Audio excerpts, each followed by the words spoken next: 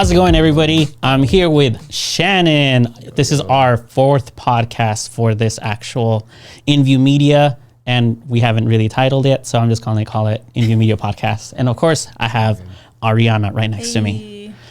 So for everybody that doesn't know Shannon, he's a friend of mine that I've known for at least, I'm going to say 4 or 5 years around there. And I'm actually going to give you the start as far as like a small introduction of yourself, and then maybe just like a little brief story of how we met and how we became friends. So just from those that don't know Shannon, who is Shannon? That's a good question. Who is Shannon? So my name is Shannon. I have had a marketing company. I still do. That's where I got my start from, was doing social media marketing, doing websites, doing graphic design, anything online. People just like, I didn't know how to do. I just did for them. And then transitioned into real estate. My family's obviously been in real estate for a while. People have been trying to bring me into the business, and I've been like, but now, full on lender. So I'm more direct lender as well. Oh, wow. But I still manage both as well. So you're still doing the digital marketing? Yeah. It's just more specific clients, more tailored, like, hey, you know what, can I help you? And then obviously if it's... They have the budget. Yeah, exactly. They have the right budget. And then I have a team such as you, that, hey, if I need video work done, if I need certain things done, I have a team to just facilitate that. Cool. So nice. Yeah, I guess that's who I am in a nutshell. Born and raised in AV. Nice. I know, right? For better, for worse. Right. But honestly, I mean, I live in LA now, but I'm actually thankful that I was raised in the AV. It's a more slower pace city. I think it's more, kid friendly. I think a lot of kids in the LA are just exposed to a lot more at a very early age. I think just being in the AV for me, it was a better environment. Looking back now, obviously, when you're in there, it's kind of boring. Exactly, yeah, but luxurious. I would say like, if you have the privilege to be, raised in the AV, I think it's not a bad thing. Yeah, so. No. I've heard that before too from a few friends who like are out of the AV now. They're like, I really enjoyed growing up out there because there was like, you're a kid and you can like, there's so much open space to just like play. Yeah, ride bikes and do things. Yeah, I agree. And then, people in LA, they don't know what they have a lot of the times. At least I feel. I know some people that are listening to this in LA, but people that are born and raised out there, they don't know. Like for us, everything's an hour out. Oh, okay, gotcha. Out there, you drive 20 minutes, you're in a whole different city. You're in a whole different town, know? And for me, I love it. Like there's so much opportunity. I'm like, A lot of hustle and bustle, Exactly. But a lot of people, it's white noise to them at a certain point. They've gotten so used to it. It's just there every day. Yeah. Exactly. Like for me, it's like, it's not like, wow, like there's so much. Still new. How long ago did you move out? Good question. I think I was 20, 21, around there. Was it around the time I met you?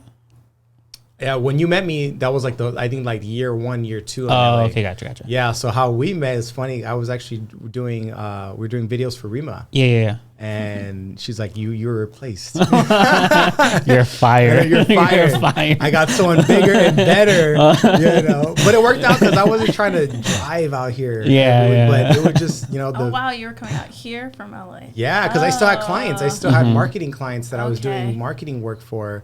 But I wanted to get the bigger ones. But obviously, how was I going to support myself was still servicing my AV clients. Yeah. And, to get out there, because LA is a tough market to get into. Yeah. I was still driving back and forth. Yeah.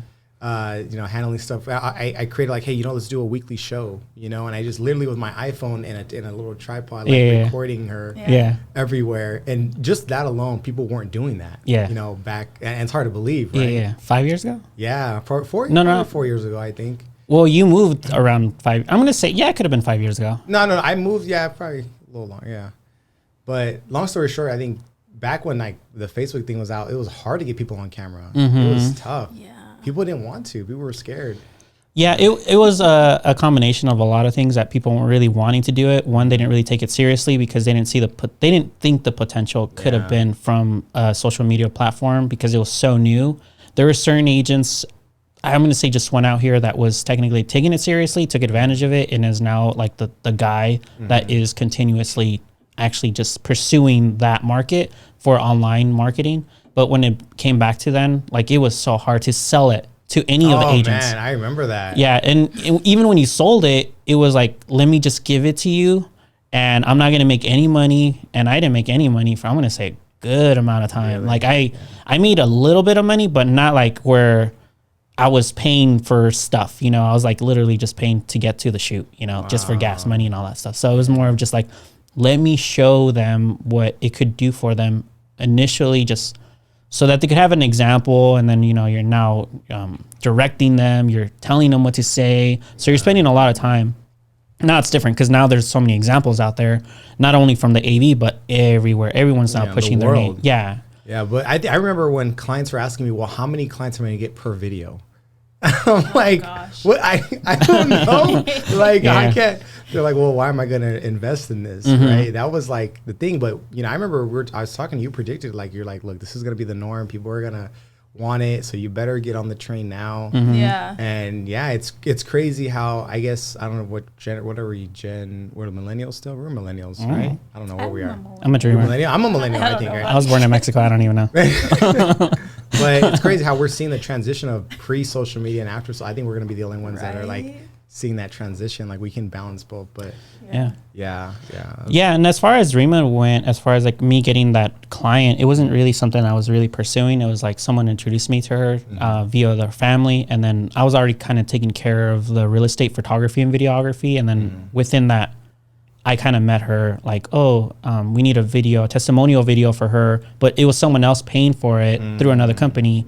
And that's when she met me. And then that's where we started seeing who was Shannon, who was Irvin, I know, right? that kind of thing. But you know, the funny thing is when Irvin came on the scene, I was like, no, like he's going to change the game. Like the production value, the quality, it was like, no, it was hands down. That's when I was like, I actually want to meet him because I want to work together with him on certain things. So that's how it's kind of collaborating. We've always been that way. It's like it's not competing, like we can all grow together. And I think if we always have the mentality, like, you know, and if you have a very sound-minded, like in your head where you're like, okay, I'm not good at certain things. Let me see how I could then still stay within the same business mindset that I was in, but then find someone that could actually do it correctly, and then I'll do a certain section. I think we've had a couple conversations in the past as far as like what we're good at and then what we should stick at. And then I'm like, okay, bro, like you're good at management. You're good at putting stuff together. You're good at talking to people. I'm the opposite. I'm more of just the creative. Of course, now it's kind of becoming I'm more of the business minded person.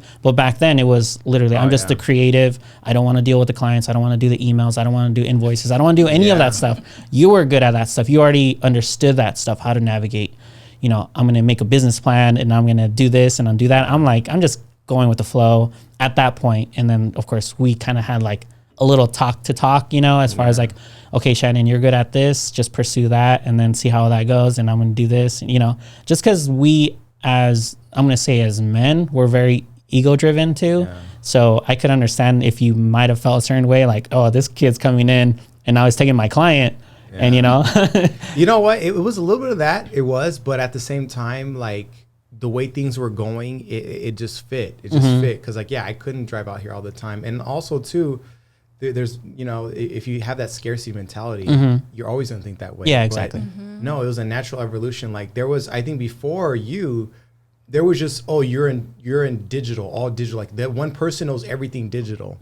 But now there's segments now here. There's video creators, there's ad specialists, there's graphic designers, right? So it's kind of like we did have to, before you, to be honest with you, everyone was like, oh, Shannon. Like if it came to video, website, this, that. That's why I ended up doing all these things because no one knew how to do it. They just thought, computer, you do that. Like, that's all they knew. They don't know, like, hey, there's specific things for just, you know, even in the digital world, there's specific roles. There's the content creator. And even there's the editor, there's the, you know, the colorist, the the graphic designer. So many different sectors. Exactly. So many different sectors just in the online space that I'm glad people are understanding, but that was a necessary evolution. Yeah, back then, no one was actually understanding it.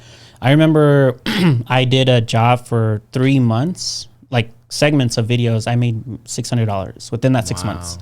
Like I said, no one was really wanting to pay anything back then. It was more like, let me show examples of what I could do. Then you can make choices as far as like you want to continue. But a lot of them didn't want to continue because then I would raise my price. I'm like, how dare you? I'm like, how dare I? I didn't make any money. You know, like I barely paid for the microphone that I used to make your video. And now I need to make money so that I could actually have gas money or insurance money or to go out to eat every now and then. So back then, for sure, it was a lot of legwork, but you know, it is what it is. Why did you do that? Why put yourself in that position? One, I wasn't a business-minded person in the beginning. Second, I was coming in from music to video and content creating. So it wasn't like I had a year of thinking, I'm like, I'm going to go into this office. It was just out of the blue. I got introduced to somebody. That person said, hey, could you do this? I said, yes. I didn't know how to actually, I honestly, those were my first testimonial videos that I've ever did. Like, it wasn't something that I was doing consistently prior. So even the idea of how much work it was going to go into, I was just blindfolded. I was like, oh, they showed me an example. Sure, I could do that. And it was more of just like learn as you go. And then of course I was taking advantage of the situation that they're giving me the opportunity to say, hey, I'm just going to give you a couple dollars. And in my head, I'm like, okay, I'm going to use you as a guinea pig because you're not really using my expertise at this point. You're more using me as like a tripod, you know, just someone to push record, and hopefully it turns out good in post. And you're like still in the learning phase. Yeah, I wasn't way in the learning. No one taught me how to do what I do as far as like even in the beginning. So it was just very trial and error. So you're still kind of figuring out your value at that point too. As a creator, or even as a photographer or a videographer, because I came in just doing it for fun, not thinking that I was going to do it as a career. Once it became a career, I started actually investing and then taking it more seriously. And that's where little by little I started to understand like, oh, not every client is the client that you want to stick around with too. Because those are the things that I now value, is not only the standard of work that I'm delivering, but also the people that I'm bringing into my team.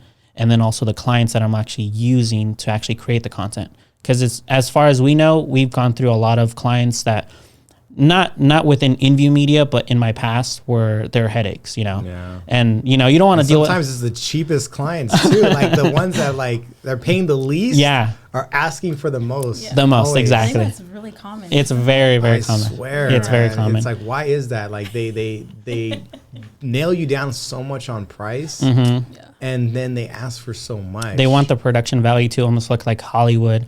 Yeah. And of course, we've done a podcast on my previous podcast that I have, and I'm still currently going to run that one too. But I remember I had you on that one, and you had asked me like, because we had a conversation how I say no to clients, and you were asking me, how do you do that? I'm like, easy, just say no, because at the end of the day, like that headache will alleviate you from not hating what you do. Because it's going to burn at you. Like little by little, it's going to start burnt out. It's going to become resentment, you know, like, why am I doing this? You know, like I would rather cater to someone that one is paying the company what it should be being paid, so that one, if there is a headache or if there's a dilemma that I'm going to need to navigate towards, at least it's going to supplement with the money that they're delivering, rather than that cheap whoever client is going to come in and say, I want this, this, and this. And you do it exactly how they say, and you deliver it to them. And then at the end of the day, oh, I don't like it because this, and I'm like, we did exactly what you said, you know? And now we're going to go back and you're going to want a re-edit, which is fine, but then you're going to want another re-edit, and now it's going to become a headache. We've had clients that had like several. And I didn't even know I had to put a cap on revisions before that client. I was like, I didn't know that you had to put that in the contract, but because like, oh, she said, there's nothing on the contract that says that there's how many of revisions. So oh my God. We've definitely had experiences together. Just because you're presenting me with your client, I was the third party as far as like the photographer. I think just video. I've only done video for you. Yeah. So the collabs weren't really based off of the contracts that I've done on those projects, but they were more on your end. And then you were telling me like, oh, now they want this. Oh, now they want that. And now they want this. And they went, I'm like, bro, I was like, what's going on? I want to apologize ahead of time of all those headache clients, because they know how to get those loopholes with the contracts. That's how you learn. It's a trial and error, you know? Definitely. And I think that's one thing I always respect about you is your hustle, man. Your hustle, and people that are even starting off in videography, marketing, whatever it is, like, we do have to pay our dues. And I think that's what it is we weren't looking at the money initially. Obviously, I don't like that cliche of like, oh, it's not about the money. Because come on, we got to pay our bills, right? And we want to provide for our family. And we want to do these things. So not to say it's not about the money, but that's not the number one. You know, like we want to make sure it's a win-win for the client. And I think that's what we both had in common. Like, look, we want to provide a good service. We want to put something good out there. We obviously, yes, we want to get paid for, you know, what we do, but that's not on the forefront of our mind. you know, and I think just people that are listening to this and they're like, hey, how do I get started? How do I get to this level? It's, you have to pay dues. Like you said, you've had clients that I didn't make any money on. I've had clients that I've told them, look, just pay some ad spend, and sometimes they didn't want to do that. So they look, I'll pay for everything up front the first month just so you can see what it looks like, and taking that gamble. But again, it's the hunger, it's the drive, and it's paying those dues. That, you know, people have to go through. Yeah, and of course those examples and experiences that we go through in the past, because a lot of kids now, they have it a little bit easier because now they have examples as far as like they could come in a company like mine or yours or whomever's that is actually already established the actual standard of a system. But if you're starting off, I would say kind of take it easy. Don't let the client take advantage of you. Understand that the value that you're providing for them is just there's something to be said as far as like the money that they're going to deliver, depending on your experience. If you're going to come in as a newbie, take it as a learning curve and just take it as a school of thought. If you already experienced, you have your years, you have your equipment, then understand that you have your value not only on your equipment that you've invested, but also the experience that you've already gone through. So your experience is worth something as far as like what they're going to be delivering. And a lot of kids aren't really getting that yet because they're always navigating different spaces when it comes to content. So they see like a nice car commercial on Instagram, and then all of a sudden someone hits them up. And of course they want that client because it looks so cool. They're like, oh, I'll do it for $100. I'm like, bro, how much is your camera worth? Exactly. It doesn't even make sense. So there's a lot of things that are still kind of being put together within the creative space. Essentially, it is going to start like creating itself, I guess, but I hope it's going to create itself in a good way. Because a lot of, like I said, it's mostly creators. Creators aren't business people. We tend to kind of like shoot ourselves in the foot all the time when it comes to price, just because we're always competing with the creator that's next to us. So just to say, hey, I got the client and you didn't, but in reality, I'm like, who really lost? Like I would have not gotten that client for that price and then just gone to something else and actually not wasted my time. But that's another thing that we have to kind of start establishing when it comes to creatives and creators or any type of artist, I guess, when it comes to the business side. No, I agree. Oh, sorry. I was going to say, how long would you say it took you, like both of you, to kind of figure out like your value and start really staying away from those clients that you... I would say for me, it was fairly early. But that's because I'm a naysayer half of the time. You know, I'm a no person. And it's opposite for me because I'm a yes person. I'm like, whatever you want. Like I'm down to like give examples and just try it out. But if I see my product and I'm like, I did a good job, and I'm literally telling myself, I know the time you spent. I know the time not only on post, but prior posts, you know, like learning how to EQ, learning how to light, learning how to direct. That's where I'm like, okay, that experience or that what I've given is worth something. Yeah, there's a lot of value in that. So especially someone who knows what they're doing. Yeah, so I saw that right away, especially if you're spending with a shoot with a client that is taking almost a whole day from your life and you're now coaching them what to say, and then they're telling you, oh, I'm only going to give you $100 for what? Like a whole day of shooting, and then you're going to spend a whole, like, I'm going to say a week of editing because the clips that they took and, you know, the hiccups and everything. So that's where I'm like, I started calculating right away. I'm like, okay, I do not want to work with this person because they're going to take a lot of my time. I will make them into whatever they want it to be, but at the end of the day, time is money.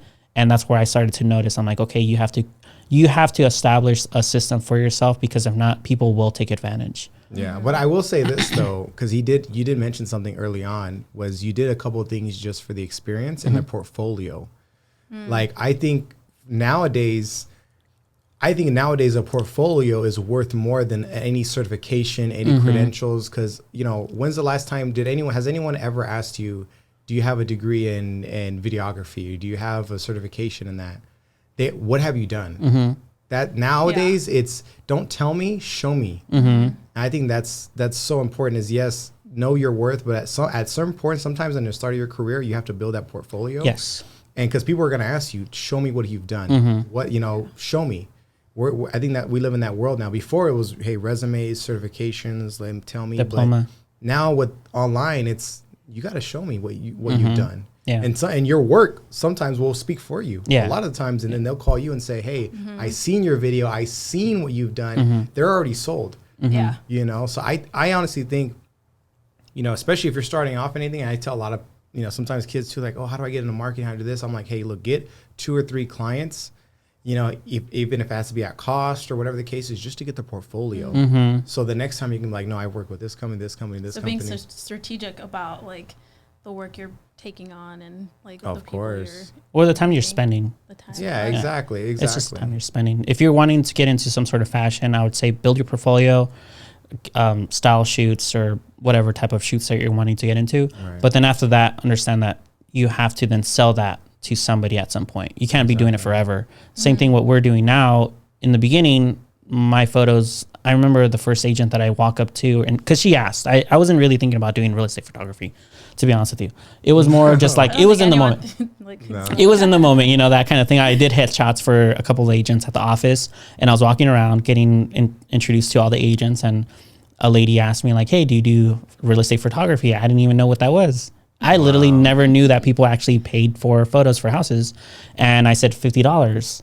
What? Yeah. $50? Okay. Oh my God. Guess what she said? What? She said, that's too much. What? That's too much? Yeah. Oh my God. She said that was too expensive. What the hell? Yeah. So from there. So how much did you guys end up doing? No, in my head, she said that it was too much, she said, oh, could you send me your email? I didn't, because in my head, I'm like, if $50 is too much for her, I could only imagine if I say $100, you know, later on.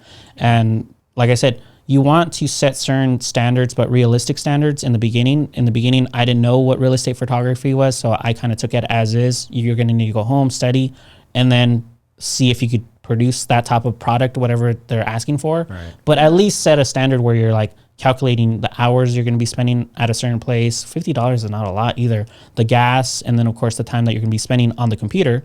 Your computer's worth something too, so take that in mind. $50 for me was like, oh, it's reasonable. You know, she'll get what she wants, I'll get what I want, that experience. But when it became down to the, okay, I'm going to go through with it, it was, once she said no, it was too expensive, I'm like, nah, I'm not going to do it. Luckily, I'm going to say maybe a month or two after that, someone else asked if I did it, or the real estate photography. I said no once again. And this time, instead of saying $50, I said $100. And from that $100, I'm like, he said, okay. I told him straight out, I don't know how to do this. This is going to be my first time. It was from one day to the next. It wasn't like he gave me a week to study. It was literally one day to the next. He saw me. Tomorrow. Yeah, exactly. It was like, I have a house tomorrow. And of course, it had to be the most complicated house in the beginning. It wasn't a one story. It wasn't something that I was like thinking like, oh, I could do this, that. I was literally going into a 2-story house with high ceilings, didn't know how to angle my tripod or do everything that I do now. So of course the pictures didn't turn out that great, but you know, I was really honest with him. He did complain at the end. He didn't like them. If I would pull up those pictures, I wouldn't like them either. I would be disgusted. I want to see them. Yeah, you'll probably see.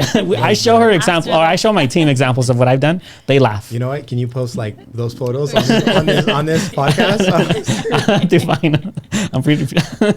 I'm pretty sure people would be like, "What the heck? How much money do you make now?" Like, imagine the homeowner saw that. Like, that's my house. That was my house.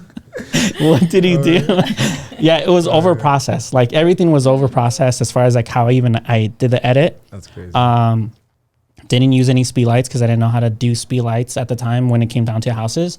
Like I said, he complained about the pictures.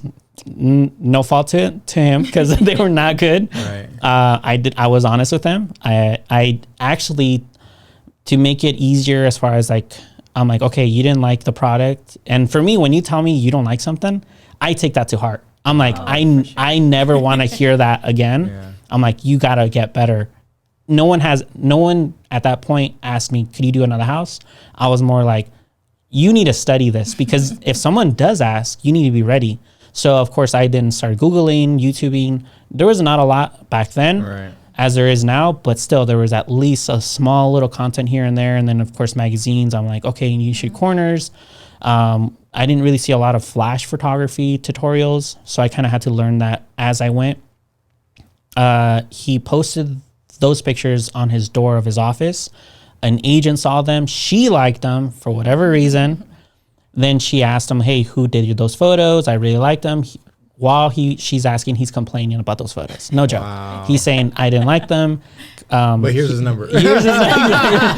Exactly. Here's his number. Go ahead. Good luck. You know. The rest is history. And from there, she called. I told her like, look, that was my first house. I am not gonna say that I improved by like big margin, you know. But I'm being honest with you. And she's like, no, I loved your photos, and she was praising them. And then from there, I'm like, okay, she's giving me an opportunity. I gave her the same price tag, $100. Went home, studied up as much as I could. Went to go do the house, and luckily they turned out a lot better. Wow! And then from there it's where it went history, because from there, she started recommending me to everybody. And then I started getting to know like the Rafais, because people were then talking. And then from there, it kind of escalated where like I was then doing the content for them as well. Wow. But yeah, and like I'm saying, like I wasn't going into it to actually do real estate photography. Well, I want to share my $100 story, because I do have a $100 story as well with digital faces. So this is what happened. I was a senior in high school. I got accepted to a college, but for some reason, it didn't. That's a whole other issue. But I was selling candy at the time, and obviously I had to get a new hustle. I'm like, man, I'm gonna be graduating. I'm gonna go to ABC right now. Like, what am I gonna do? And my stepmom's like, well, why don't you teach people how to use Facebook? You're always on there. I'm like, okay. So her brokerage at the time, like I went up to them, and it was kind of an old school office at the time. And they're like, yeah, we need someone to help with our Facebook page, because that's when Facebook business pages just came out. Like, you could actually switch your personal page to a business page. So it was like that time. And they're like, how much would you charge? And I'm like, I don't know, like $75. They're like, okay. So, and I was happy, like $75 a month to be on Facebook. Like, I'm freaking winning. Like, that was like, so I literally, same thing. I went home, I got every ebook. At the time, it was a bunch of like, I don't know if you remember on websites, there were landing pages like, oh, download this ebook, free ebook for this. I downloaded all the free ebooks there were on Facebook marketing and things like that. And I just, same thing, went crazy. I was trying to do all their social media. I was doing classes over there, like teaching agents, all for $75 a month. But I was so happy. I'm like, man, they were paying me to be on Facebook. Like, say less. Yeah, I still had a part-time job, but I was doing that. And then an agent from there said, oh, we want you, I'm moving over to this other brokerage. They want a full-time marketer. You should interview. Like, you're so good. Like, you're so enthusiastic and teaching and things like that. So that $75 a month client turned into like a full-on marketing job and career at the time. And then from there, I started doing like marketing gigs on the side. And then that's when I did my own thing. So it's the same thing. I start off with $75 a month client, because I was just happy to have that. So was marketing something you actually wanted to get into, or that's just kind of the path that ended up happening for you? That's a good question. I think a little bit of both. I think I was always the kid that knew about online marketing. I was always like, I was always the young kid like, oh, he knows about computers and marketing. So I was just always the one that they asked me about that. I thought, and this is my truth, I thought marketing was going to be the vehicle for me to, because at the end of the day, I'm not sure if I said this, at the end of the day, my dream goal was to be an investor. Like, I wanted to, like, I lived in East Palmdale, these apartment buildings. They're actually the same apartment buildings that Gabriel, the Gabriel, the kid. Oh yeah. Yeah, I lived in those apartments from 4 to 12. Wow. Was it after? Way after that happened. But just to let you know, like, what kind of area it was. Yeah. My goal was, I want to buy these apartments. Like, I don't want to live here anymore. I want to be the owner, right? Like, I want to be the landlord. So I just thought marketing was going to be my vehicle to get there. Yeah. So and I was naturally good at it. I was just, I just knew more than everyone else did around me always about websites, social media. And literally, it was YouTube University. Like, they would ask me, my first website, they're like, do you do websites? I'm like, yeah. And okay, can you do it like this? And I would just YouTube how to do this, boom, how to do that. And back then, in order to get a website, you have to get a hosting account. You have to host it with somewhere. And there was a hotline for the hosting people, and they were actually developers too. So they would like tell me, oh, do this, do that. So I'll be on the phone with them all the time. Yeah. How do I do this? And then being on YouTube, and that's pretty much it. So it was literally YouTube University the whole way through. And I just thought marketing was going to be the way I can, be that investor and make all this money, and then, then own all these properties and things like that. So that was I guess how I got into marketing, and it was just always, and it was a perfect time because social media was coming out with something left and right, so it was always a need there. So that's how it kind of, especially I think like people our age, like growing up at that time, it's like we grew up with computers, we grew up with that, so there's like the whole, like all the adults who were like working didn't really have that, so it's like we had a great opportunity to like bring that knowledge and like bring it to them, and how to use Google Drive. Seriously, but I mean honestly, I think we can learn a lot. I think our generation too, they're just not good with people, and that is what the previous generation does have. You know, like those people skills and those simple etiquettes, and we're just like computer and that's it. Or just online all the time. Yeah. And I think the pandemic obviously didn't help. Yeah, a lot of kids that I know that were just didn't help. Yeah. No, I agree. Everything's like online now. Yeah, I agree. Yeah. But those are the reasons why I also like hanging out with the agents that I hang out with, is because they're completely the opposite of me. You know, when it comes to their personality skills, like you said, their social skills, you pick up on those traits as well. If you really want to hone in certain things, you kind of take the examples.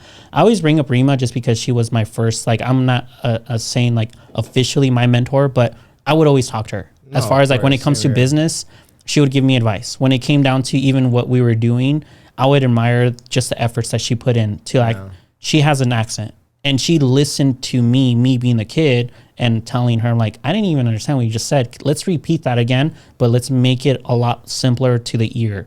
Once again, her accent doesn't actually take away from her actually doing what she needs to do. It's, if anything, she pursues it even more and she acknowledges it, which is very admirable. Because one, I don't like talking to people, but seeing her and how she maneuvered, I'm like, I need to be a little bit more like that and just do the uncomfortable things that I don't like doing to actually get the things that I do want to do. But like I said, that's the realm of people that I like hanging around with. Like you said, they're really good when it comes to actually social skills. We're more into the tech base. We're more online. We could actually associate certain things that they don't associate with because they didn't grow up with it. So it's just the different eras that you could take in, the good and the bad. Yeah. And then going back to like, let's say like the Rimos of the world, you know, that's something I did learn too, being at a big real estate company is it's crazy how, and I realized this working there, is a lot of people that weren't even born and raised in this country, they come here and they do better than people that were born and raised here. And I'm like, what is with that? You know, you could, I think, were you born in Mexico? Yeah, I was born in Mexico. I'm a dreamer, bro. There you go, dreamer, right? Mexico, Lebanon, you know, China, wherever, like, they come here and they crush it. And that's what tells me, like, I have no excuse. Like, my mom said, like, look, you have a U.S. passport. That is a golden ticket around the world. And I know everything going on in our country and things like that, but I still think this is the best country to live in because the opportunities are here. There's so many opportunities. And that's why I'm like, man, it's crazy, and seeing all these examples of people that had less than me. Like, I thought I didn't have anything. Like, these people came from places where maybe the running water wasn't that common. And they came here at a later age, so they started later too. Exactly. Without even understanding the language or the actual social class around here, like how to navigate. They figured it out. So why can't those that, you know, were born here, why can't they figure it out? Once again, it comes down to comfortability. That's all it really is. People get comfortable as far as like how they live their life, so they almost feel entitled. I said this on the last podcast in the beginning when I first started doing photography, real estate photography. I only knew maybe like one or two photographers in the past that they took it for granted. They made it where their photos were.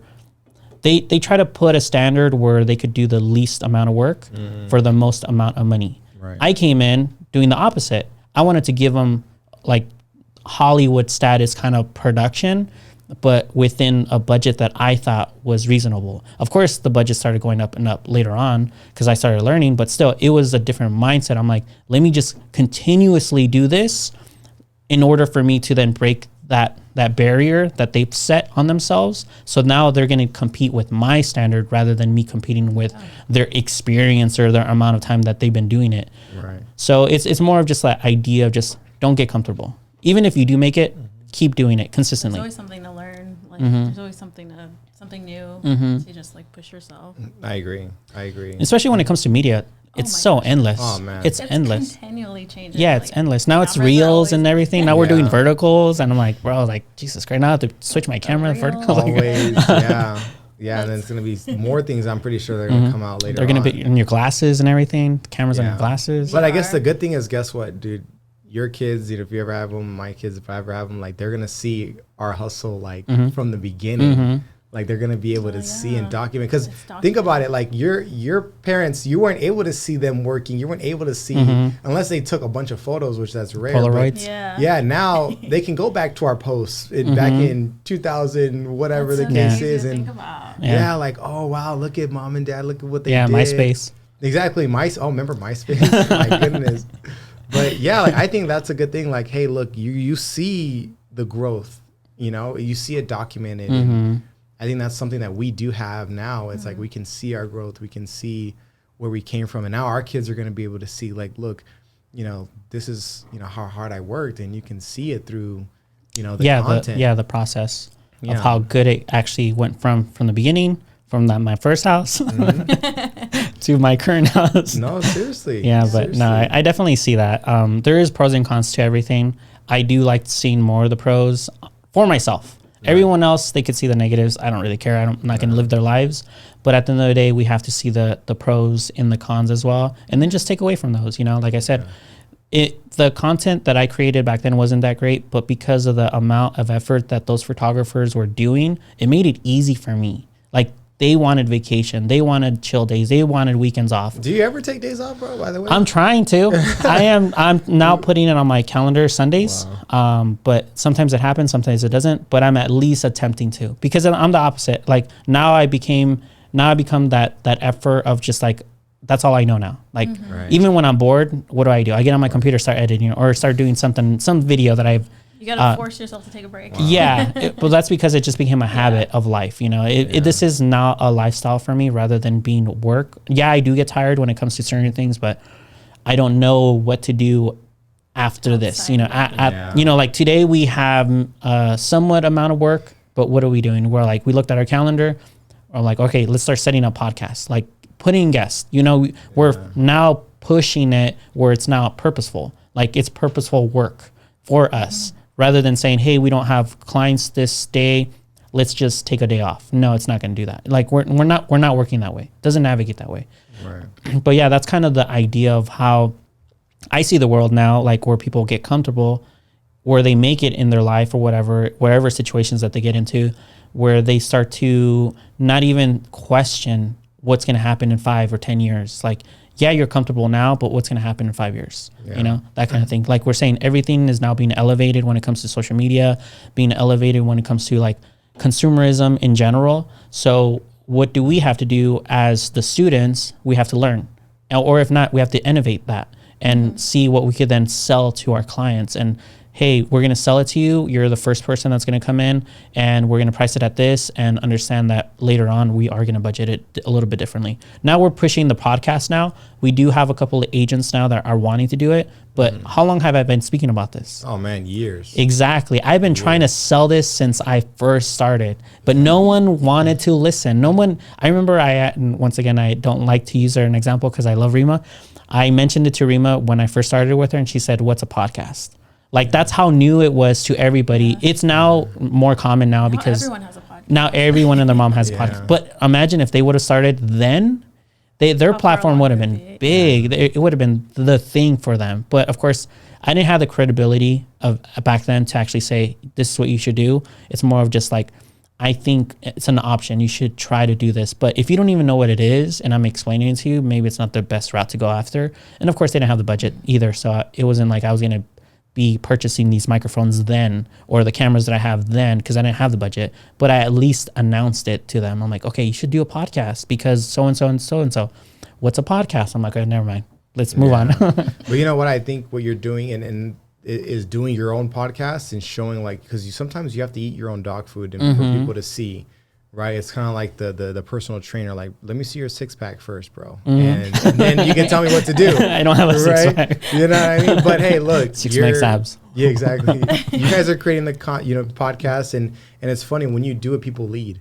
Like when I remember when I was, I don't know if you remember, I don't know if you remember that, but I was doing the the Tech Tuesdays. Yeah, yeah, Every yeah. Tuesday I would doing a video like just on something tech, and that's when the video series started really started popping up. Yeah, exactly, because I was like, let me just do it myself, and then people started seeing it, and then they start coming, and that's why I think like the big thing is like show your work, like the episodes experience. Yeah, exactly. And then people just follow that same example. They'll like, I want exactly what you're doing. Exactly. Yeah, that's what they say. Like you just got to create that content for them to like come after. Yeah, you have to create. Now everyone's a creator. Yeah, everyone is a creator, and you have to create something. You have your own perspective, you have your own everything, you have to do something. So I think that's just the reality right now is you have to jump first. Everyone, I think if you're saying, oh, they should do this, you have to jump first. I think that's what you're doing is like, you know what, no one's listening to me, I'm gonna do it, and look what's happening. Yeah. Well, I kind of had to stop doing my other podcast just because how busy it got.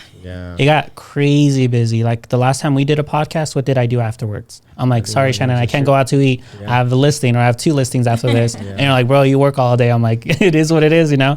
But it became too much for me to actually try to do what I wanted to do at the time. Now it's becoming a little bit more lenient, or when it comes to a workspace, because now I have photographers and I have editors. So now I'm actually delegating. Team. I'm delegating work. So now I'm actually looking back, I'm like, what did you want to do back then? And then try to do that within the team space. I still want to do my own personal stuff every now and then, because now this is more directed towards the business section, which kind of that's what my other podcast was leading into. But it was never meant to have been that. You know, it was just more of like, let me have a conversation with people that I like having conversations with from the start. It wasn't pushed off entrepreneurship. It wasn't pushed off of business or health-minded people. It was literally, who do I like talking to and who could hold a conversation, because I know how awkward I get. And sometimes I don't know how I was going to act in front of the camera. It was my first time doing a podcast. I'm like, let me see who talks. Because if I get awkward, they're going to need to hold down that for me to actually say nothing for a couple of minutes until I come up with the next question. Yeah, but To go off of what you're saying, like about like stuff kind of slowing down for us a little bit right now. It's like we don't ever look at that as like, oh, now we have a day off. It's like, no, what can we do that during that time? Like, what areas like are we not hitting? Like, what aspects of like media can we like get into?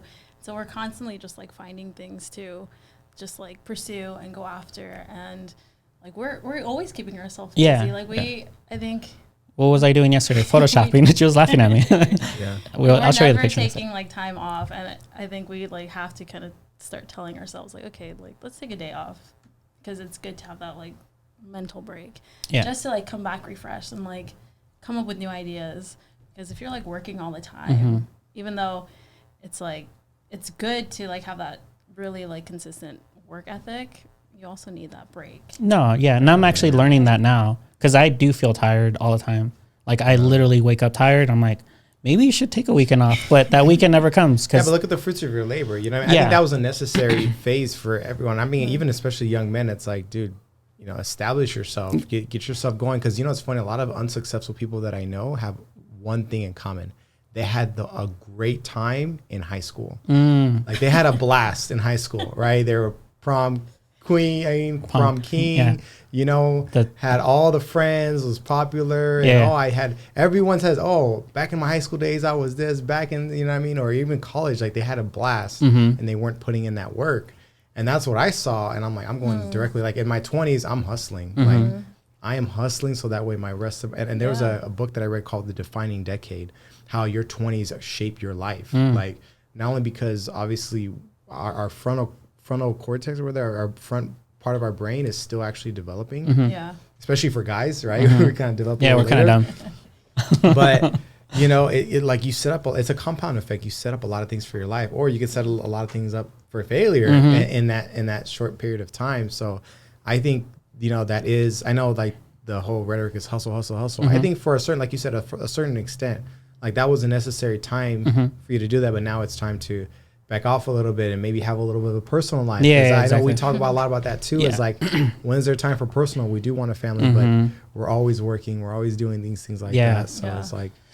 And I would actually like to say that me and Shannon have this type of relationship where we do put each other in accountability. Like as far as like when the conversation goes, like we actually talk about the conversation always leads into something that actually means something, rather than just talking just to talk. When I talk to you, we're talking about business, where we're going, even when it comes to relationships. A lot of guys don't talk to other guys about relationships, but I think it's very important to actually acknowledge, like, okay, this guy is going through certain things, so let me hear him out, and then let me give him some pointers, vice versa.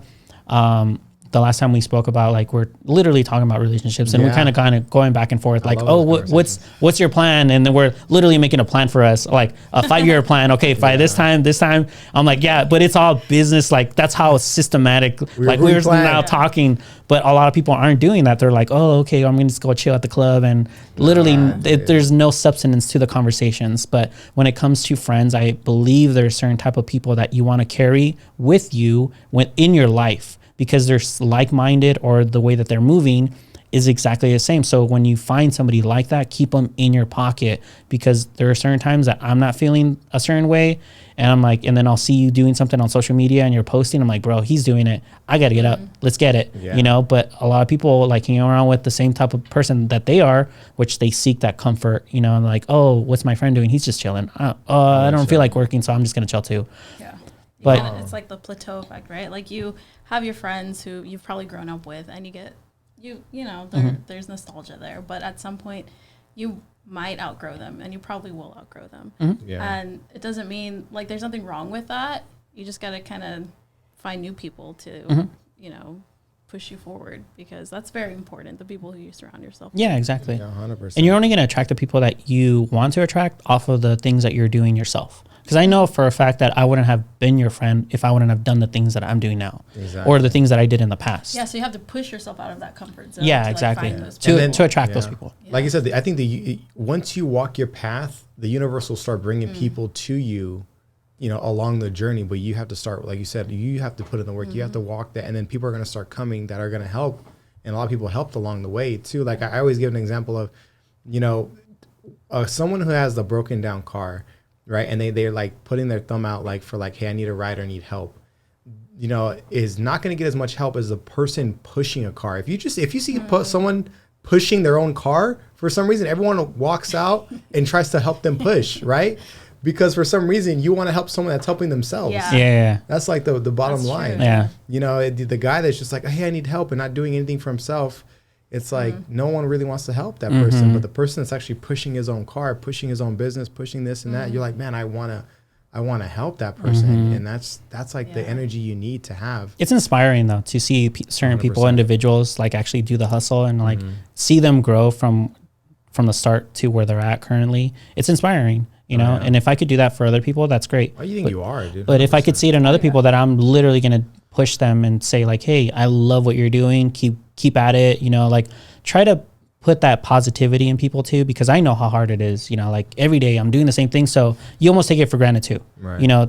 That the habitual idea of just the work, but then you're not really seeing what's the outcome of it, because it's just becoming that habit of like, okay, this is what I'm going to do today, and I did it for the last 4 years. So you're now not seeing what you've been building, you just been doing it, And I think we're going back to the whole relationship thing. I think that's where, like, hey, we have that conversation, like, man, we do want families. We do need to have carve out time to either date, find someone, or actually build a relationship, because that's important, Yeah, and I've been learning. Yeah, no, it is a learning process. Seriously, I've been learning. It's a different generation for sure. It is. I've been learning. The whole dating scene now, man. It's very interesting. It's cold outside, bro. It is. It's cold. It's not what it was before, and I think too, it's like the culture. The culture now is so individualism, like it's so much hyper individualism. Like, hey, I don't need no man. I don't need no woman, right? Like, I don't need nobody. Yeah, and even before, like, I thought, like, women are distraction. They cost money, and it's true. But it's true. You know what? I looked at women as a balance sheet. I'm like, okay, if I looked at my balance sheet,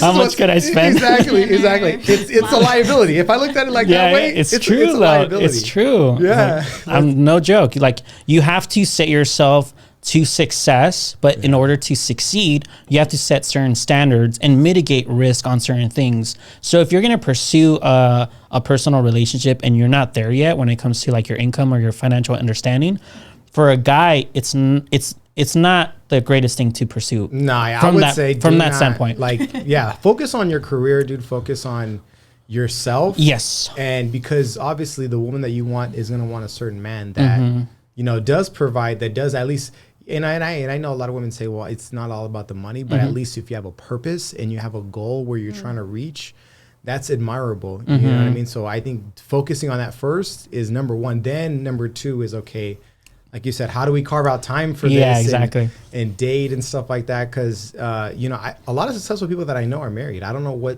why that's a correlation. I don't know how that's correlated, but you know, you do need, you know, I feel, right, you do need a good woman by your side if you want, and you don't want to do this journey alone a lot of times, but don't settle for anyone. Right. That's for sure. Right. Don't settle for anyone. But a lot of times now, I think the media, I was talking to my dad about this. Like, I think the media does not promote families. Like it's all about, and I think I think the reason why is because a lot of these industries thrive off of people being alone, because you pay for more stuff, you go out more, you spend more to get yourself done up. Exactly. Exactly. That's what it is. You're fulfilling something with items rather than the person that's next to you. Exactly. Because I mean, look, our generation, even your parents' generation, right, is like they didn't need much. They had each other, and that was it. They had beans. Exactly. That's it. Right. Now they want Birkin bags and stuff like that, right? It's like, I need this. Yeah, I think.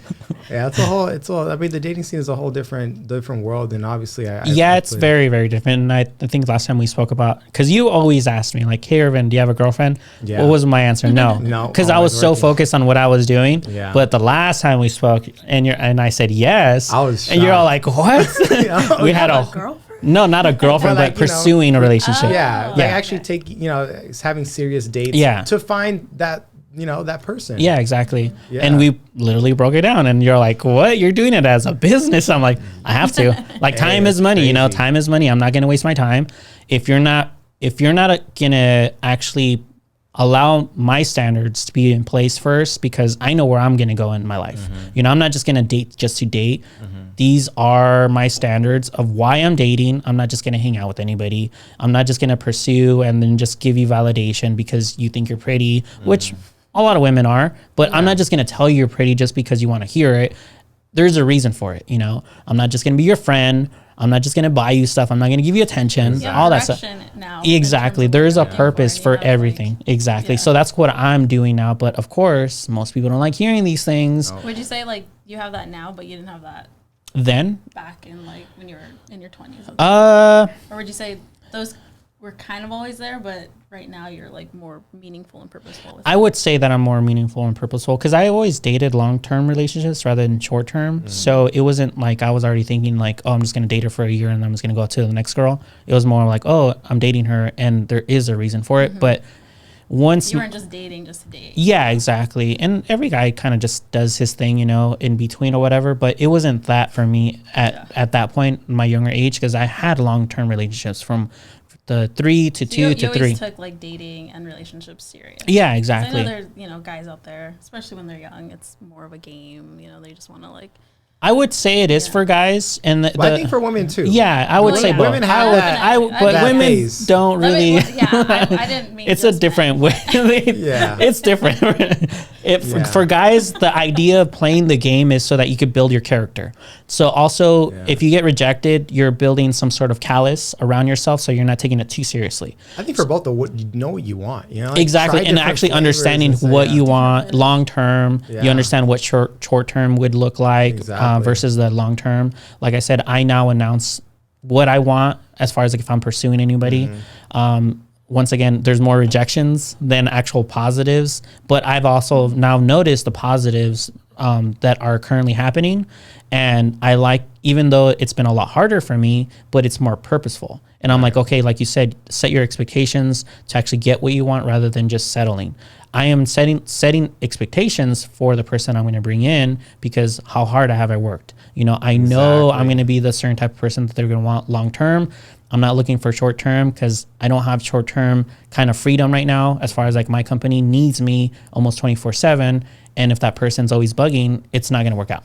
You know, I need someone that understands, right? Seriously, that being for me, when I was dating, obviously I'm in a relationship right now, but Hey, I know, right? congratulations. After like 5, 6, I think it's like 6, 7 years. He's showing off. I just haven't I'm been. just joking. But I think what was my point to that was, oh yeah, before that was a big problem was like the attention is like, look, I'm always working. You have to understand this. A lot of women, they do want a man that can provide, but also that you can't have the both. You know what I mean? Exactly. A man that's providing is out getting that money. Getting that money, exactly. And obviously there has to be that understanding, and a lot of times that unfortunately the distraction is now based on what they see on social media. So I think it's Instagram. Yeah, I honestly think so, because like there's guys out there DMing you, messaging you, I get it, and then the highlights, they want to be in the woods, they want a van life and all this other stuff. So they think that the guy that is providing that lifestyle has a certain amount of money that could, but in reality it's just a rental car. Exactly.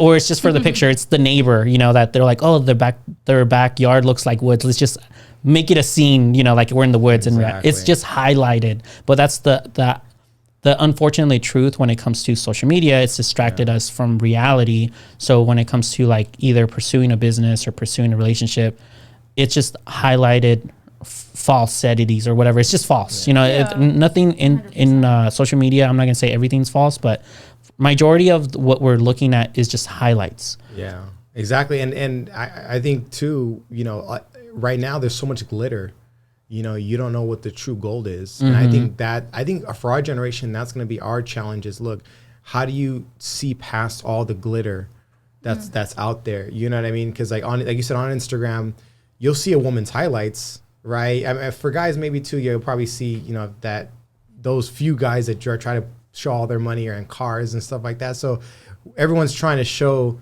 like you said, their highlight, but hey, I want to see what's inside. Like, who is that person? And I think if for our generation, if we can try to see true value in people, and it's not all about, the looks. It's not all about the physical and all this fancy stuff. It's about the true connection.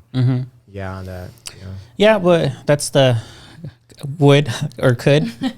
It's just not realistic at this point. It's just an idea that you got to kind of go off social media a little bit. Yeah. To find that, because I think all you're gonna see is, like you're saying, the highlights, the edited stuff, you're not gonna see any of the behind the scenes, any of the difficult stuff. Like, everyone always shows the best parts. And it's like, but also just getting off social media, or getting off, even like for dating, a lot of people are on dating apps, right? So getting off of that, like moving from a dating app into like real life, I think is also hard to do. I don't know if you've ever been on a dating app. Yeah, I have. Like, in the past. It's weird. Yeah, not right now. Not right now. I deleted all of them. But yeah, no, it was. I had a friend, and he was actually my roommate when I was in LA.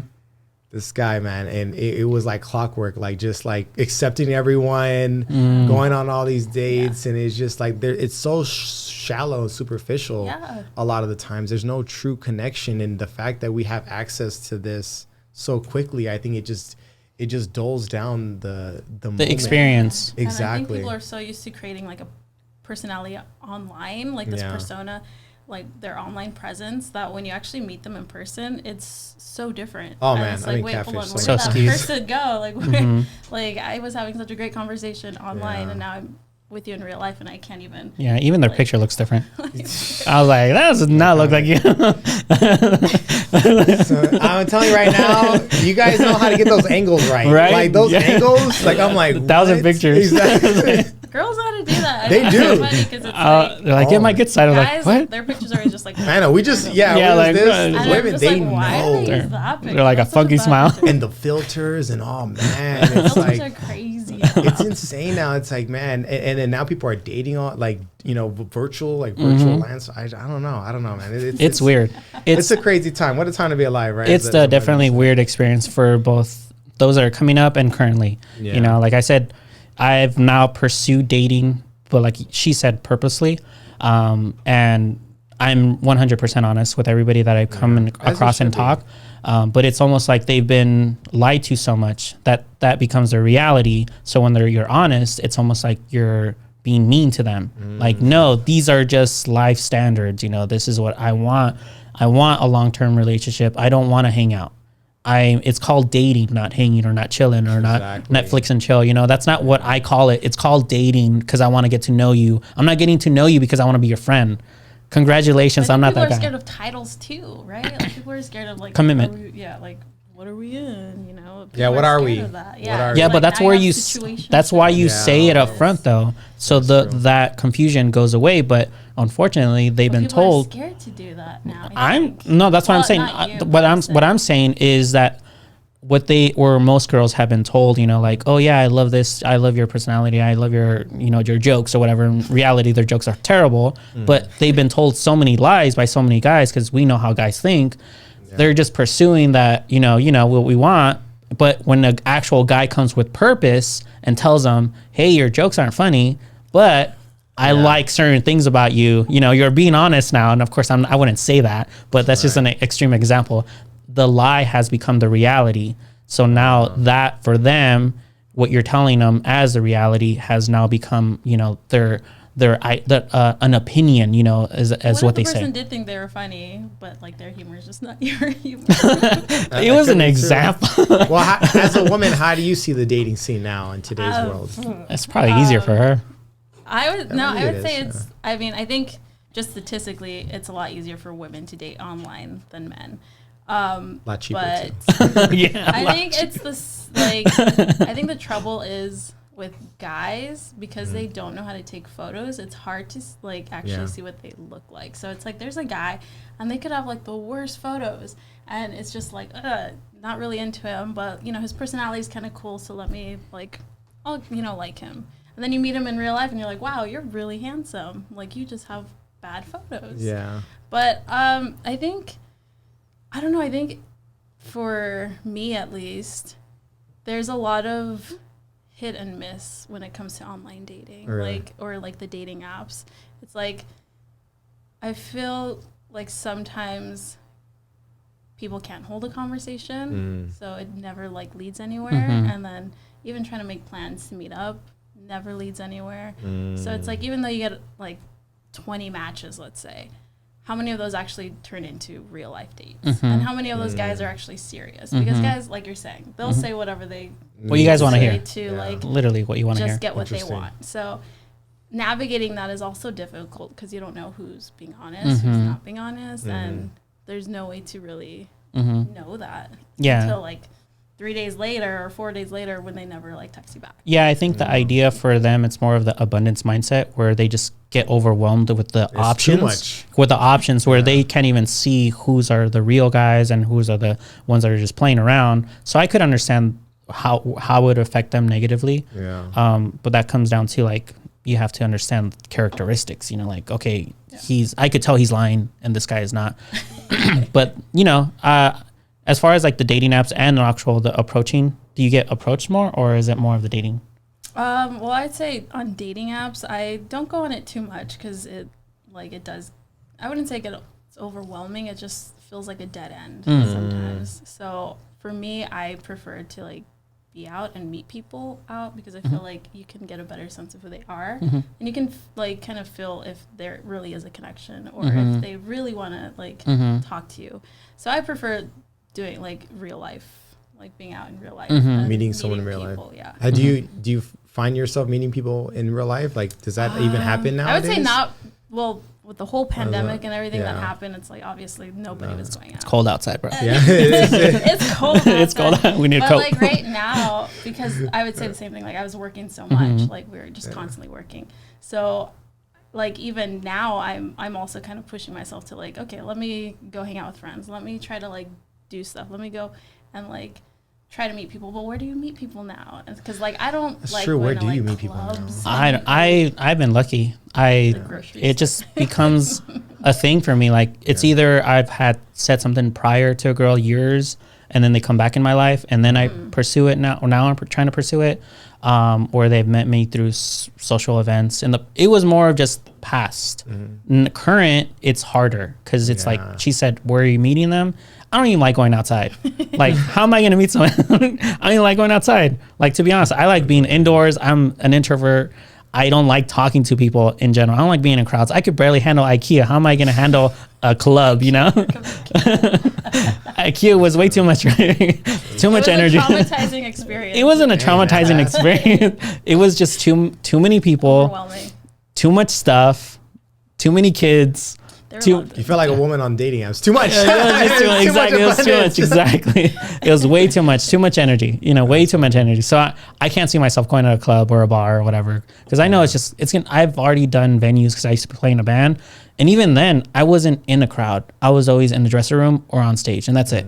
And from playing, I would go home. I'm not hanging out. That's my thing. But because of what I've been doing, and this is coming back to what you said, if you do what you need to do as a guy and you push your career, or you're pushing yourself to be a better person, you're going to attract certain people. I agree. 100%. So even if you are highlighting it on your Instagram and you're being fake or real, people are noticing, from the start.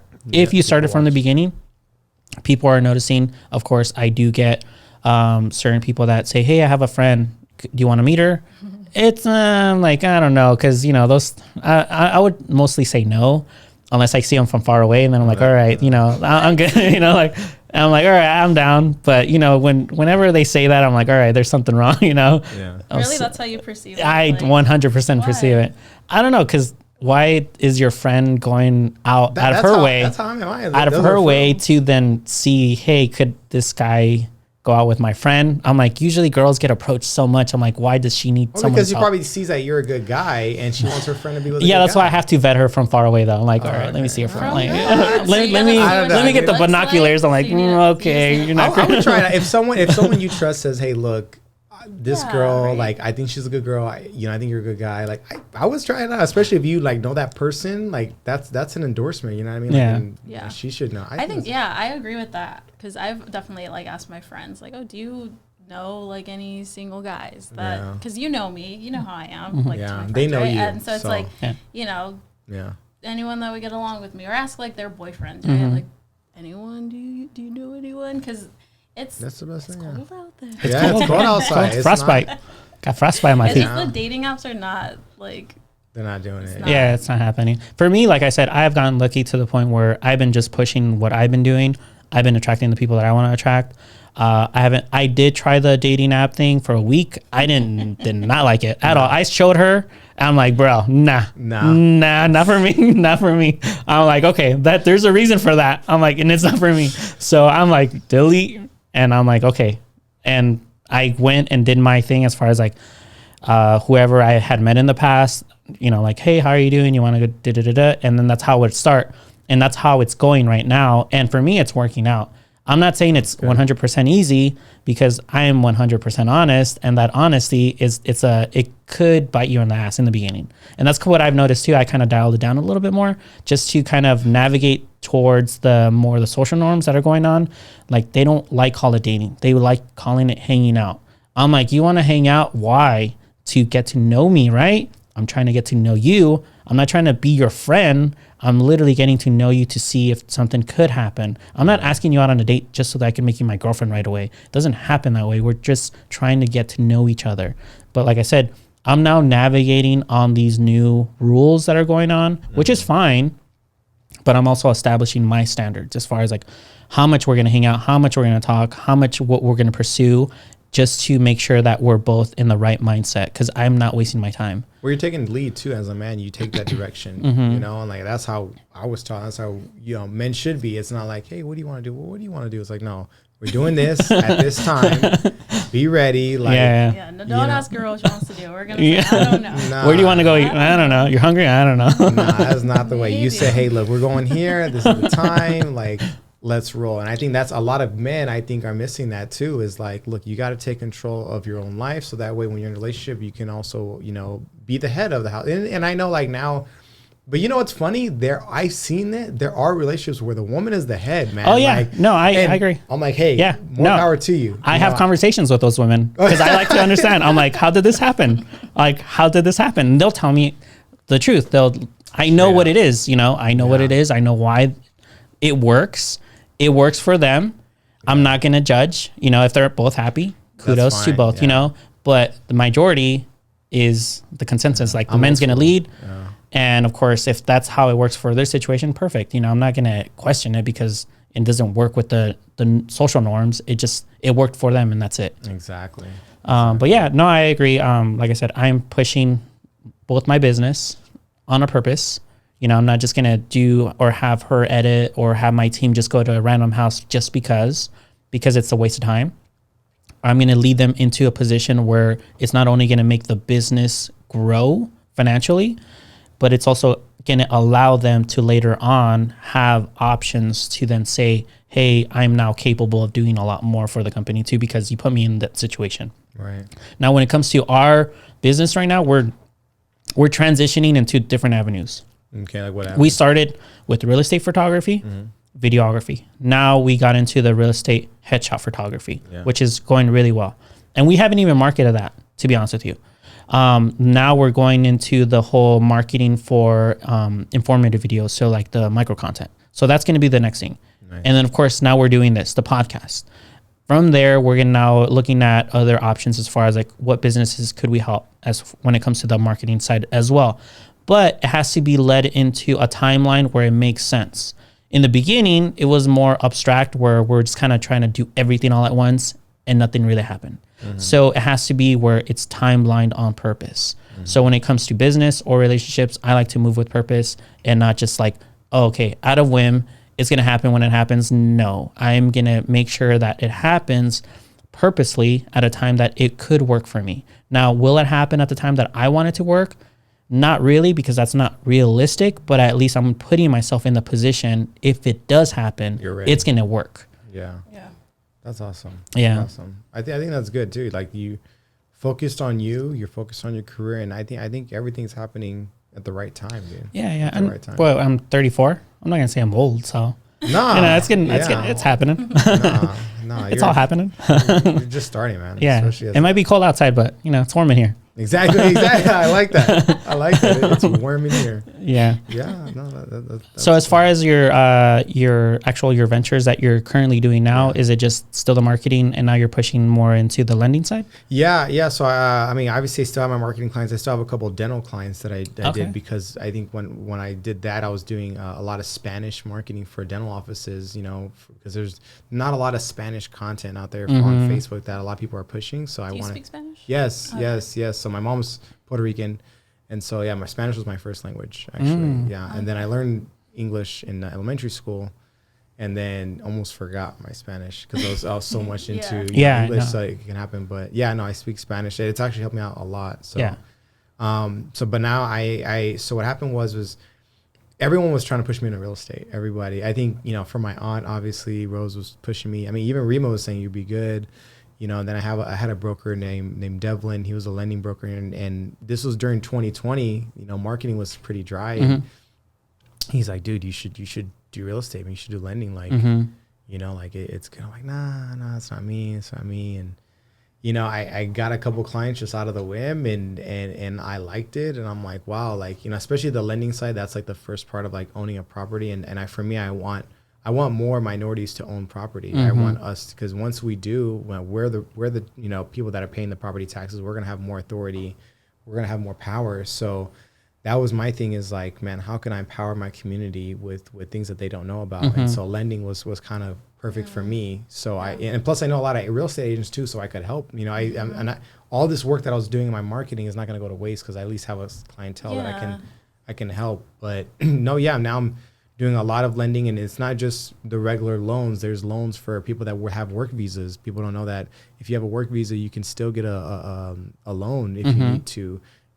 Construction loans, rehabs, even first-time home buyers, down payment assistance. Like, there's so many programs out there that can help you. And right now, the market's shifting to where if you want to buy property, that listing that was on the market last year that got 15 offers within a week, it's not happening anymore, right? So now if you're a buyer, I think it's now going to transition into a buyer's market. Yes, interest rates have gone up, but you have more wiggle room to negotiate now, and you can get that property and later refinance. So, I think the lending side was I don't know, just a natural, perfect fit. And my family was in real estate for a while, so it just kind of like it all came together. I love that, and I love how, like, that's, I think, one of the beautiful sides of social media becoming more like prolific in our just like everyday lives, is that now we have access to all this information that like none of us would have known like growing up. I think like what you're saying about like people with work visas, like there are programs for that. First time home buyers, like a lot of this information, I think most people who like are either first generation or, you know, like you're not even a generation. Yeah. I got loan for you. Not even a generation. Like we don't have that knowledge, right? We don't have family members who know that information or can like hand that down to us, and we kind of have to go out and seek it. And now we have people like you who are able to like bring that information to us like in the palm of our hand, because we can see it on Instagram, on TikTok, on social media. So I think that's like the beautiful side of Instagram and marketing and all of that. It's like we can reach so many people and provide all this information to them where they wouldn't have had it. Exactly. Even like, and I have a lot of my clients that are Latinos that you'd be surprised. They work, they have money saved up, they've been having jobs for a while. They just don't really speak the language that well. And I'm like, man, how are you able to save up this amount of money, build up your credit, do this and that?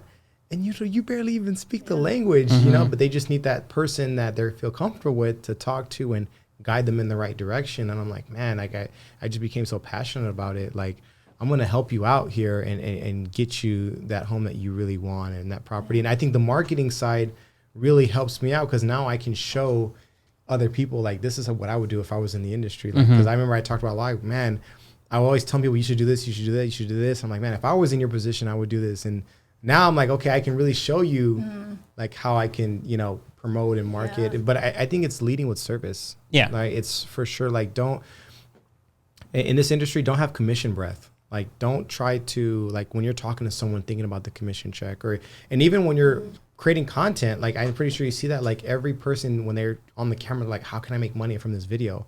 Instead of saying, how could I provide value of what I know onto this video? And that's going to come back to you somehow, some way. I've had people that have watched my content and, like, they call me out of the blue and say, hey, I've been watching your videos for a few months. I love what you have to say. Like, I'm ready to go. And I was like, what? Yeah. Because, like, you're providing value. You're providing, and I know it's so cliche, but if you help, like, and a lot of people that are scared to share their knowledge and what they know, because they're like, oh, this is my bread and butter. But I'm gonna tell you one thing, 90% of people aren't gonna do what you actually say in the video, but there are gonna be a few people that but everyone's gonna know who actually told the truth. Everyone's gonna know, man, this person actually gave out extremely good value. Like, they actually helped me out after watching this video, and you're gonna be remembered. And it's going to come back to you. I think the law, like the law of the universe, it's karma. Like, you put out good information, good content, just to serve people. Like, hey, if you don't use me, at least you know what this is about, whether it's marketing, whether it's real estate, whatever. Like, hey, this is what I know, and it's going to come back to you. And I think that's what I want to show is, like, hey, look, I'm going to provide all this content, provide all this value, and it's going to come back somehow, some way. Yeah, and I think you're relatable, though. One, your age, and then two, your skin color, and then, of course, because you're Hispanic, you've done a couple of Spanish videos, right? Yeah. So that within itself, you know, that is going to allow them to relate to you a lot more than someone that doesn't even speak the same language. So just from that alone, they're going to trust you. Just like, oh, he speaks Spanish, and that's it. I'm going to call Shannon. I need to get this information because I actually understood what he said, rather than me reading the subtitles of this guy saying it in English. It's not really relatable to someone that doesn't even understand the language and then also the culture too. So if there's somebody within the same spectrum of either looks or either just the way that they speak, you know, your like your body movement, the way you talk, they're going to see that in them. They're like, oh, he looks like my cousin, or he looks like my son, or whatever. So they're going to call you from that, just relating to that language barrier that you're technically breaking. Yeah. And I want to get my Latinos to trust banks, man. You don't know how many times I've been in this industry and they're like, oh yeah, you tengo la enganche. Like, I have the down payment, right? I'm like, okay, perfect. No, I'm like, okay, look, bring all the documents. Yeah. I'm like, bring all the documents and bring everything. And this guy, he's like, oh yeah. I'm like, you need X amount. He's like, oh, yo lo tengo. I have it. Oh, okay, cool. Traiga todo. Give me all the paperwork, and so that way I can put everything together. This guy comes back with a freaking shoebox, right? It was over 30,000. Let's just say that, way over that. Very organized in Ziploc bags. Every $100 was folded. So he counted, because every 100 was folded. It was very organized. I give him that much, like very organized. And he thought he can just come in and here's my down payment. And I'm like, no, dude, like you got to put that in the bank. You know, they got the bank has to source where this money's coming from, because obviously we can't, you know, use any, you know, dirty money like that. Like that's what they're trying to avoid. They're trying to avoid people trying to wash money. So that I get it. But a lot of them, they still don't trust banks. They're like, they're going to take my money. Think that is? Oh, just like. I think from my experience is that they just think that the bank, for whatever reason, if it's their status or whatever, is just going to seize my assets right away. It's also coming in from the countries that they're coming from too. That's so they're true. not trusting the system. Corrupt, They're not actually trusting a system that they're coming from. They're coming here, they're making money. I'm like, why am I going to give all this hard work money that I've earned to then put in another system that may take advantage? But I get it. Don't put all your eggs in one basket. I'm not saying that. Like, it's smart to have some cash. I actually am very bad at that. I never really carry cash. Me either. Ever. But like, you gotta think about it, man. If the app doesn't work today, my money's gone. So I actually did take a little bit of that in my book. Like, I should maybe have some mattress money, but again, I want to going back to like, why don't they trust banks? I think that's a good point. Is like, man, they've coming from other countries that have that corruption, even in the banking system. And we here who have established laws for a lot of these things, the bank can't just seize your money like that. There has to be a very, very, very good reason. You have to have court orders. You have to do all these things. But I think that's what I want to do is have them be able to trust these financial institutions, because, you know, especially in the Latino community, they're very hard workers. They do make money. They just need to know how to leverage it and need to know how to, you know, use it for good and get these loans programs, because they're out there for them and they need to, you know, be aware of it and trust it. So I think that's where where like people like you, like your role like plays a big part in that, because like if they go to the bank and they don't see, like you're saying, anyone that they can relate to or that even speaks their language, they're already going to feel kind of alienated. So it's like if they talk to someone and you can explain it to them in a way that makes sense to them, and then they also see you and they relate to you and they trust you, because it's like, okay, like he understands where I'm coming from. And I think that's where those building blocks start to like start building upon each other. And I'm a big believer in that too. Like, I think, and there's even a disconnect, and I'm even seeing with, you know, the Latino, like the first generation and second generation, you know what I mean? There's a huge, so sometimes, you know, they rely on their kids a lot of times to translate things for them and do these things for them, things like that. And so now you're trying to play two roles, you know, one for the second generation, one for the first, because the first generation, they're very much handshake. Let me see you face to face. You know what I mean? We're going to do this based on our word type of thing. And, you know, obviously we're in a contractual country where everything's documentation, contracts, paperwork, and it's not just a handshake anymore. So but I think too, like, you know, it's just going to grow. The Latino community is just going to grow. It's just, I mean, I would say every aspect too, there's a big Asian population community too. I think we're just going to be one big melting pot. We're already in that situation, to where I think now it is a strength to be of a different nationality or even mixed nationalities. And I think now it's a bigger strength than ever. Whatever, like you said, I try to take advantage of all of my advantages, or people might think that, hey, me being, you know, mixed race is a disadvantage. I'm, like you said, I'm going to use it to my advantage. And I do have a certain perspective that I can share. And that, hey, I want to make sure that, you know, we get this message out there to people. So. Yeah, and you're inspiring those that look like you, speak like you, you know, move like you. Your age, too, is a big proponent, too, as far as, like, you being, you know, coming in from something that is very humble-oriented. Must be 30 next year, dude. Jeez. Oh, my goodness. Get you a cane. I know. I'm feeling old. But once again, I'm going to actually say that everyone that is looking at us right now, not only on the business side, because this podcast, and technically my old podcast was kind of wanting to do the same thing as far as like the inspiration thing. Like, I want people to relate to the people that we bring in, you know, like as far as like the conversations go, we not only let it to like your career, your bio, but we let it into like the market, social media. You know, if we have someone that we can relate to, how is the audience that is looking at us? Because we do look a lot younger than we really are. So I want the audience that is technically before us, the younger kids, to actually start to understand how the real world works, rather than feeling that entitlement that they're kind of running to right now, as far as like, oh, you know, I should be given certain things rather than earning certain things. I'm going to actually say to all the creators out there, I don't care what your camera costs you. If you don't know how to use it, it doesn't matter. You know, if you're not bringing value to any type of business and you're thinking that the value is coming off of the equipment that you spent off of your parents' money, not your own money, it doesn't mean anything. Because we've had a lot of interviews in this office where we bring in people and then they'll tell me certain things like, yeah, I do this, I could do that.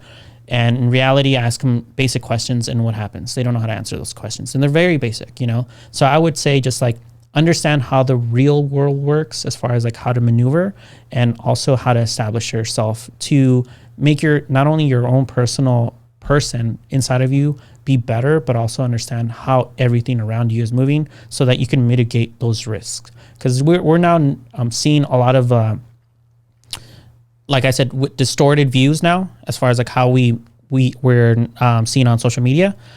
So we kind of have to start to nitpick at those things. And yeah, it is what it is. And it's not really going to go away anytime soon, because it's all consumer market. You know, they're trying to sell us things online through those highlights, through, you know, the sponsorships and what are they called? People that make money off online. The influencers. So they're paying them to show you those highlights. So in reality, just understand it is what it is, but it's not real, you know? And then from there, just make your decisions as far as like where you want to go in life and how do you want to move within your own life to get the best version of your life in the future. But yeah, that's basically what I would say to that. I would say there's a favorite line that I always repeat in my head. It is, do what you can with what you have from where you're at right now. Like you said, we started off like, hey, I didn't know how to edit, but you did what you had with what you had. I'm like, hey, look, I started my first videos with my clients on my phone, literally on my phone. I did buy a little mic from Amazon, right? But I went to YouTube. Go to YouTube. YouTube is like the answer to almost everything. And like you said, if you don't know how to use your camera, I'm pretty sure there's a YouTube video there on how to use your camera. You know what I mean? So I think wherever you're at, do what you can with what you have right now, and always try to bring something to the table. Don't always ask for the paycheck. Bring something to the table, and you will always find something. My dad used to say, finding a job is a job. I had to start paying rent at 18, and he was just like, and I was like, how am I going to do this? And he's like, finding a job is a job. You leave this house at 8, don't come back until 5. And I found a job in less than a week. My first job like that. And I would say for whoever's out there, like, you know, if you, whatever you want to do, if like, hey, you know what, I want to be a photographer for, you know, architectural company, like go out there and offer your services to some architects, you know, and like, hey, I would just do it on the house for a little bit, you know what I mean? Just to get my portfolio up there, like just do it. Just go out there and do it. Like you said, I think that's the main thing that we both have in common, is that we just did it. We didn't know everything. We didn't have everything. We didn't have much, but we did the best we could, and we had the best intentions with what we had at that moment. And if I'm telling you right now, if you have a phone, you have a lot just right then and there. You have your own university, you have your own camera right there. And I'm not saying, you know, that's the end all be all, but you can start. You can for sure start and just get out there. Like you said, we have examples of our work from the very, very beginning, but it's the heart, it's the hustle that's going to prevail. And people are going to give you opportunity, like once you really start getting going. I think a lot of people, they see us and they're like, you know, obviously I know we're not where we're going to be, nowhere near where we're going to be. But to get to this level, we just did what we could, what we had. And, you know, if you're watching this right now, you're watching from a phone, you have enough, you know, you have your senses, your health. Especially if you live in the United States, like there's no, like we know there's no excuse. There's no excuse. The only thing that's stopping you is truly yourself. I think that's what, and maybe we have past traumas from our parents, our family, whatever the case is. And I get that, like I really do get that. But it's like in this world, there's a harsh reality. Like no one cares. No one cares. Exactly. No one cares. And I know, like, you know, that's not a popular opinion, but at the end of the day, when you're sitting in your bed, no one's thinking about you, you know, and maybe your parents are, but at the end of the day, you know, it's all on you. Exactly. Good news and bad news. It's all on you. And there are people out there that have less than what you have that have gotten more, you know? So that's what I live by. I don't have any excuse for myself, you know, and I'm always pushing myself, but good news and bad news, it's all, you know, it's all on you. No, 100% agree. Yeah. All right, Shannon, thank you so much for coming on my actual podcast for InView Media. I know we kind of went, we did a podcast. What did we do? That podcast 3 years ago? Yeah. That podcast honestly is a good podcast to actually listen to too, as far as like how we met, and we kind of got a little bit more detailed into that. But just seeing where you're at right now, like every time you tell me like, bro, I sold this house in Big Bear, I'm like, bro, that's sick. And you tell me the price tag, I'm like, didn't I tell you to do that like how many years ago? Like, come on, come on, guys. Come on, guys. Come on, guys. But it just like it's always amazing to see friends to actually see them from where they were at and see currently where they're heading to as well. So I'm like really proud of you as far as like your achievements, and then of course the accomplishments that you're gonna come up with in the future. Your current relationship, you know, last time you told me like, bro, and then we got some tacos. I was like, it was we good. Didn't even talk about that. Yeah, that was good. But no, congratulations on everything, and thank you for always supporting not only myself but the stuff that I've been doing, like my team, and of course coming onto the podcast. It's always admirable to see people around my age that are doing what I'm doing, because it's very rare. It is, bro. And I want to thank you, man, for always supporting me. We're always supporting each other. And look at this, dude. Like, this is crazy, and you got your whole team here. Like, dude, I remember it was just you, dude. Right? Like, just you and a trunk full of equipment, right? You know. And look, nice office, and just like the setup is dope. Yeah, man. I got a plant and everything. It's a real one too. Yeah, it's a real plant. Dude, so congrats, and you. I'm honestly, you called it. We called it too. We said, look, we're gonna take over. We're gonna dominate, and look at what you've done. You took over the market when it came to real estate photography. You really did, and now you're infiltrating LA. It's only the beginning, man. Yeah, I'm tiptoeing. You're the one. That's where I'm going to say you're the one telling me about LA, and I'm like really tiptoeing, because even my team has been telling me about LA. But Shannon, I would honestly say he's always been a very pursuing that thought for me. But now we're actually now pushing it. I think the last time we're always talking on the phone when I'm driving or whatever. You know, I was like, "Where are you headed?" I'm like, "I don't know, somewhere in Whittier, or somewhere I don't even." What, you're in my hood, right? So now we're actually navigating towards the valley, and then of course Northridge. We've done Long Beach, but now we're kind of pushing towards those areas. But it's all time, Like now that I have my team that could take care of the houses out here in the AV. I'm more comfortable of like saying, okay, let me go make that hour or 2 hour drive where I'm still making money out in the AV and I'm not losing money. But I'm a little hesitant when it comes to the valley too. I'm not gonna say I'm like the biggest fan. I'm more of I like the chill vibes out here rather than the chaotic vibes out in the valley, because even parking is a hassle. And I'm like, man, I have to walk 2 blocks to get to the listing that I could have been across the street out here and just got my equipment and shot it left, but now I'm literally on my skateboard going to the house that I need to get to. So those are little things that I'm kind of now, like having to put in my head. I'm like, it is what it is. That's the city.